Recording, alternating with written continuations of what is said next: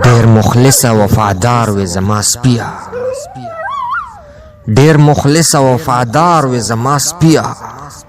زناورو کې هوښیار وې زما سپیه،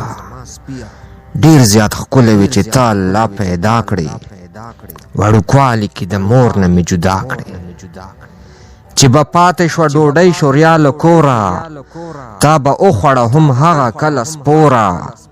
ته زمونږ بې تنخوا یو څوکیدار وې، ته زمونږ د کور غمخوار وې ذمهوار وې، که غرمه وه یا ماښام که نیمه شپه وه، نو ډیوټي به ستا په سر باندې پرته وه، ستا د غب غب مقصد مونږ خبرولو،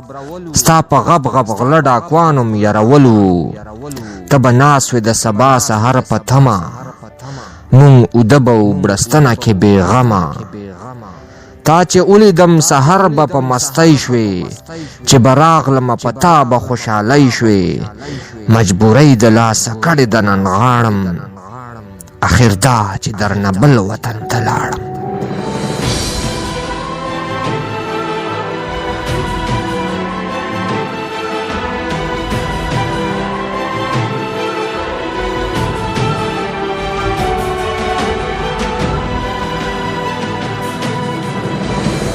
اخر دا چې درنه بل وطن ته لاړم،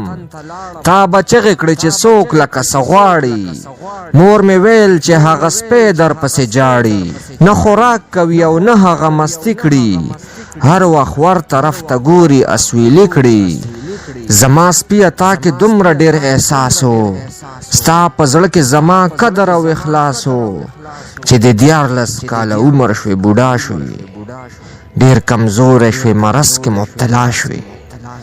یوه ورځ ستا د مرګ نه چې خبر شم، ډیر د غمه ورخطا شم او تر شم.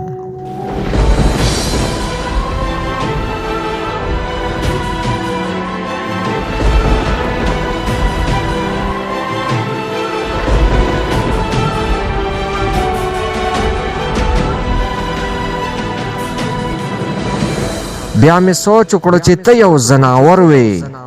خو مالک ته بندګۍ کې برابر وې، چرې نه کوله ټګي به د څوکۍ کې،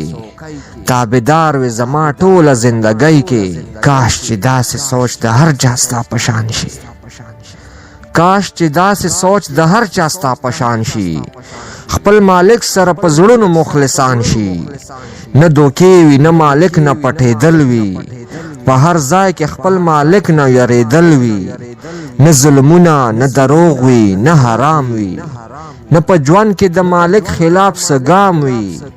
هر یو حکم د مالک چې وي منونکی، چې وي منع له هغې وي مخنیونکی، کاش چې داسې انسانان په زړه صفا شي، ظریف خان خپل مالک پتې رضا شي، ظریف خان خپل مالک پتې رضا شي.